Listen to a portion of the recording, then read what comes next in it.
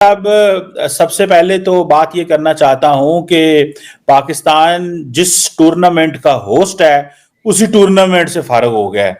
एक तो इस पे जरा कमेंट करना है कि ऐसी क्या बात है कि हमारे प्लेयर्स खेलते ही नहीं है। हम 30 साल बाद एक बड़ा टूर्नामेंट आया और बल्कि पाकिस्तान के वजीर आजम शहबाज शरीफ साहब ने ये कहा कि हम हर कीमत में भारत से आगे निकलेंगे। एक सवाल है कि अब न्यूजीलैंड और इंडिया सेमीफाइनल में आ चुका है जी। अब उनका एक राउंड का मैच भी है। आप कैसा देख रहे हैं न्यूजीलैंड टीम को? क्या वो थोड़ा सा मुकाबला कर पाएगी इंडिया जैसी मजबूत टीम के सामने? देखिए, अभी जब न्यूजीलैंड की टीम भारत आई थी अक्टूबर नवंबर में, तो वहां पे तो उन्होंने तीनों टेस्ट मैचेस में जीत हासिल की थी। तो उसका मतलब है कि अपनी पेमेंट ले लेते हैं बट परफॉर्मेंस नहीं करते। यूसुफ, क्या अब ये जो हम सेंट्रल कॉन्ट्रैक्ट्स की बात करते हैं, ये भी परफॉर्मेंस बेस्ड हो जानी चाहिए? इनफ इज इनफ, सीनियरिटी का बहुत ज्यादा फायदा उठा लिया बहुत सारे प्लेयर्स ने। समीन साहब, ये जो अभी राय सुनी आपने, ये जो खिलाड़ियों की कारकर्दगी की बात हो रही है कि थक तो नहीं गए हैं खिलाड़ी पाकिस्तान के? जीतते हुए स्टेडियम से बाहर ले गए। आज ये वीडियो हम दिखाएंगे पाकिस्तान के अवाम को और उनसे जानेंगे कि गलत कौन है। वो लड़का जो कि पाकिस्तान में रहते हुए इंडिया का झंडा लाहौर कज़ाफी स्टेडियम में लहरा रहा था, या फिर इंतजामिया जिन्होंने ना सिर्फ लड़के से इंडिया का झंडा छीना बल्कि लड़के को जैकेट से घसीटते हुए स्टेडियम से बाहर ले गए। आइए जानते हैं पाकिस्तानी अवाम का क्या कहना है।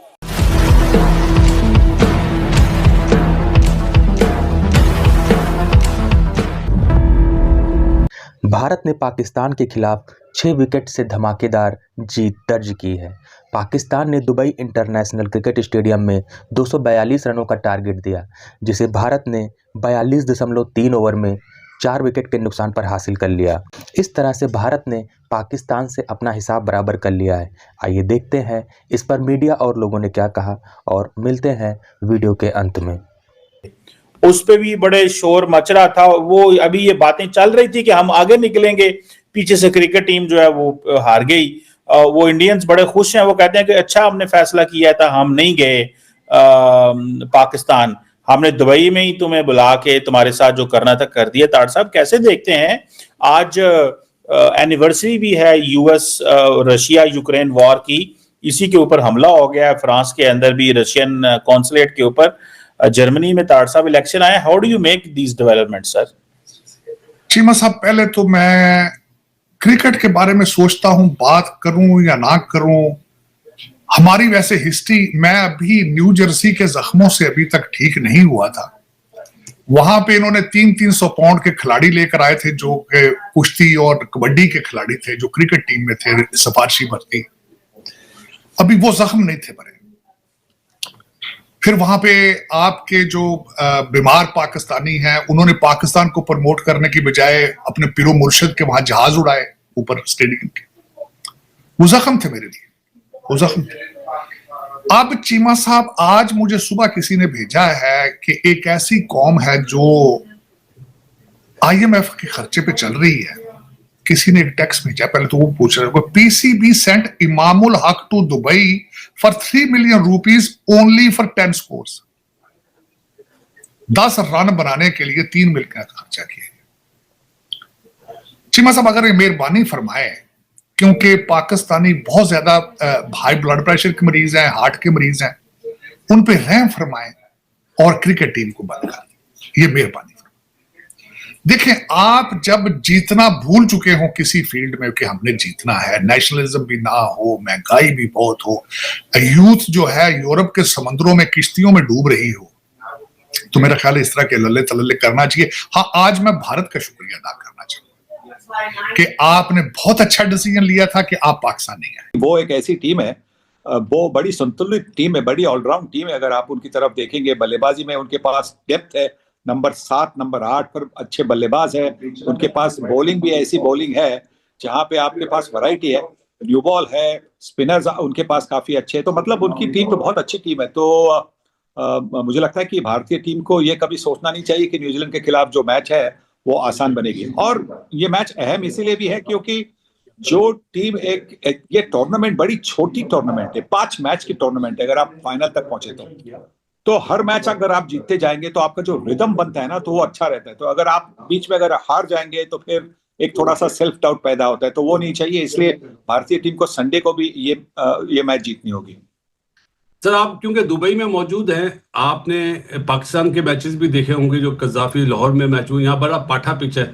दुबई की पिच आया बैट्समैन के लिए थोड़ा मुश्किल वाला पिच है या दोनों के लिए फ्रेंडली पिचेस हैं? थोड़ा मुश्किल वाला बल्लेबाजों के लिए इसलिए क्योंकि थोड़ी सी धीमी पिच है और थोड़ा सा ग्रिप भी ले रही है स्पिनर के लिए, खास करके जो रिस्ट स्पिनर है, लेग स्पिनर है, उनके लिए थोड़ी सी मदद ज्यादा है। फिंगर स्पिनर के लिए थोड़ा और परिश्रम करना पड़ता है। पर जैसे कि हमने पाकिस्तान में पिचेस देखी, गेंद बल्ले पर बहुत अच्छी तरह से आ रही है, तो वहां पे आप मतलब शॉट ऑन द अप जो कहते हैं, ऑन द राइज, वो खेल सकते हैं। यहाँ की जो दुबई की पिच है वहां पे वैसा होना थोड़ा सा मुश्किल है।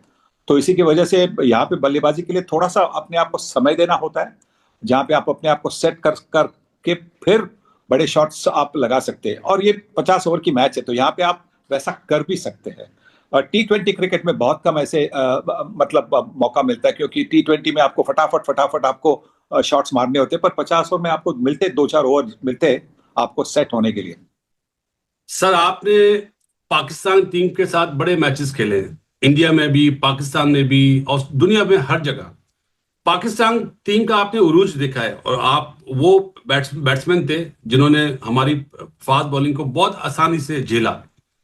अब क्या लगता है आपको कि हमारी पाकिस्तान टीम में क्या प्रॉब्लम्स है? क्या कंसंट्रेशन लेवल कम है, या वैसी मेहनत नहीं है, या स्किल्स का फुकदान है? आपका ओपिनियन क्या है? रिसेंटली जो इस टाइम पे हमारी टीम है और क्वालिफाई भी नहीं करती दूसरे राउंड में, आपका क्या ओपिनियन है सर? देखिए, एक जमाना होता था कि हम कहते थे कि जो इसको नेचुरल टैलेंट कहते हैं वो वेस्ट इंडीज में हुआ करता था। नेचुरल एकदम टैलेंट, मतलब वहां के जो खिलाड़ी थे, बॉलर या बल्लेबाज, वो टेक्निक में शायद इतने मजबूत नहीं थे, पर इनके पास वो एक नेचुरल जो फ्लेयर थी, वो मतलब 1950, 60, 70s की अगर बात करें तो हम वेस्ट इंडीज के बारे में नेचुरल टैलेंट की बात करते थे। 1980s के बाद में यही बात हम पाकिस्तान के बारे में कहते थे कि पाकिस्तान के पास इतना नेचुरल टैलेंट है। अपनी पेमेंट ले लेते हैं बट परफॉर्मेंस नहीं करते। यूसुफ, क्या अब ये जो हम सेंट्रल कॉन्ट्रैक्ट्स की बात करते हैं, ये भी परफॉर्मेंस बेस्ड हो जानी चाहिए? इनफ इज इनफ, सीनियरिटी का बहुत ज़्यादा फ़ायदा उठा लिया बहुत सारे प्लेयर्स ने। अच्छा, ये वैसे बिल्कुल ये जो कॉन्ट्रैक्ट्स हैं ना, ये तो परफॉर्मेंस बेस्ड होना चाहिए। प्लेयर्स परफॉर्मेंस नहीं, टीम परफॉर्मेंस। अगर आप पहले 2-3 नंबर पे हैं तो इनको 1 करोड़ 2 करोड़ देना चाहिए, कोई मसला नहीं। ठीक है। अगर ये 3 से नीचे आते हैं तो इनका कॉन्ट्रैक्ट बहुत नीचे होना चाहिए, इतना ऊपर नहीं होना चाहिए। 3 से नीचे आते हैं अगर, हाँ, 3 से नीचे। क्या मतलब मिडिल ऑर्डर बैटर कोई बनेगा ही नहीं, फिर तो सभी कहेंगे टीम पोजीशन रैंकिंग में। इस रैंकिंग ने तो हमें फंसा दिया। रैंकिंग प्लेयर्स की आपने बात नहीं सुनी मेरे ख्याल में। मैं कह रहा हूँ ना प्लेयर्स की परफॉर्मेंस की बात हो रही है, ना उनकी अपनी इंडिविजुअल रैंकिंग की बात हो रही है। टीम रैंकिंग की बात है, टीम परफॉर्मेंस की बात हो रही है। जब टीम जीतेगी ना, चाहे 10-10 स्कोर भी किए होंगे, आवाम खुश होगी। बिल्कुल। तो जब टीम जीतेगी तो रैंकिंग ऊपर आएगी ना। तो तीसरे नंबर तक टीम रहे वनडे T20 टेस्ट में, तो इनको जितना ये डिमांड करते हैं देने चाहिए। लेकिन इनसे नीचे आए ना, चौथे पे भी आए, तो इनको नहीं देने चाहिए। और ये मेरा ख्याल है कि जब मैं सिलेक्टर था, जब अमेरिका से हारे हैं, उस वक्त मैंने ये बातें की थी। ये 2030 में वैसे कोई परफॉर्मेंस बेस्ड आप लोग के साथ भी हुआ था? कब? 2003 में हमने जब 2003 का वर्ल्ड कप खेलने गए हैं, चेयरमैन साहब तौकीर ज़िया साहब ने कहा था अगर परफॉर्मेंस सही नहीं होगी फीस कटेगी, और हमारी फीस कटी थी। कुछ भी नहीं मिला होगा। अगर हम फीस कट गई थी और मैच जीते थे। सलीम साहब, ये जो अभी राय सुनी आपने, ये जो खिलाड़ियों की कारकर्दगी भी बात हो रही है, कि थक तो नहीं गए हैं खिलाड़ी पाकिस्तान के? देखें, ऑब्वियसली जब आप हारते हैं तो बहुत सारी बातें होती हैं। हमने विटनेस किया हुआ है लाहौर कलंदर में फर्स्ट हैंड, तो मैं शायद उस पर आपको बता सकूं। आप पे तो इतनी मुश्किलें पड़ी कि हाँ, तो जब हारते हैं ना तो यकीन माने हर चीज़ बुरी लगती है। फिर प्लेयर के पैसे तो सबसे पहले बुरे लगते हैं, फिर उनके एटीट्यूड बुरे लगते हैं, फिर उनका जो स्टारडम है वो बुरा लगता है, फिर उनकी ज़िंदगियों में जो कुछ हो रहा होता है वो बुरे लगता है। बेसिकली हम कर रहे हैं, हम वजह ढूंढने की कोशिश, क्योंकि हमारे जज्बात इस स्पोर्ट्स के साथ जुड़े हैं। स्पेशली जब पाकिस्तान की बात आती है और इंडिया के साथ मैच की बात आती है, तो हम लॉजिक से ज़्यादा इमोशंस पे सोचते हैं। रिपब्लिक ऑफ पाकिस्तान में रहते हुए एक वो टीम जो आपके मुल्क में आने से इनकार कर रही है, आप उनका झंडा लहरा रहे हो, क्यों? आपने जैसे देखा कि मोदी गवर्नमेंट ने कितनी एंटी पाकिस्तानी पॉलिसीज बनाई हुई हैं। मैं कहता हूं कि आप सिर्फ इंडिया में पाकिस्तान का नाम लेके दिखाएं, पाकिस्तान जिंदाबाद, या सिर्फ पाकिस्तान की शर्ट पहनना, तो वहाँ पे एक ख्वाब में भी आप सोच नहीं सकते। क्योंकि जो गोडी मीडिया है, एंटी जो पाकिस्तानी लोग हैं, वो डेफिनेटली यहाँ पे लोग बोलेंगे कि ब्रदरहुड, क्यों ब्रदरहुड, कैसी ब्रदरहुड, नेशनलिज्म किधर है? मेरे ख्याल से जो लोग भी इस चीज़ को सपोर्ट कर रहे हैं और कह रहे हैं कि हाँ भाई ठीक है वो इंडिया का झंडा, क्यों भाई इंडिया में देखा कभी पाकिस्तान का झंडा लहराते हुए आपने? नहीं, कभी नहीं देखा।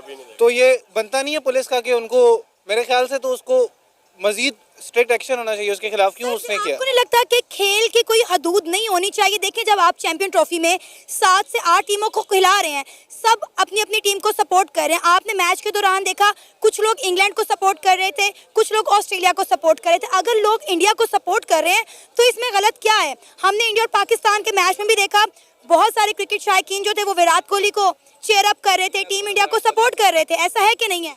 बिल्कुल, क्यों नहीं, मैं आपको खुद विराट कोहली को करता हूँ। ये देख लें, ये विराट कोहली को सपोर्ट कर रहे हैं। Madam you are not enunciating the facts right, सही है, you are not enunciating the facts right, क्योंकि ऐसे तो आप कह रही हैं कि स्पोर्ट्स में ऐसा नहीं होता, तो स्पोर्ट्समैनशिप, वो स्पोर्ट्समैनशिप कहाँ गई जब पाकिस्तान आना था उन्होंने चैंपियंस ट्रॉफी के लिए? तब ये करेज कहाँ थी आपकी? तब किधर था ये कि भाई उनको पाकिस्तान आना चाहिए? सर हमने की, हमने इसे बेइंतहा वीडियोस की, हमने इंडिया को बोला कि इंडिया को पाकिस्तान आकर खेलना चाहिए।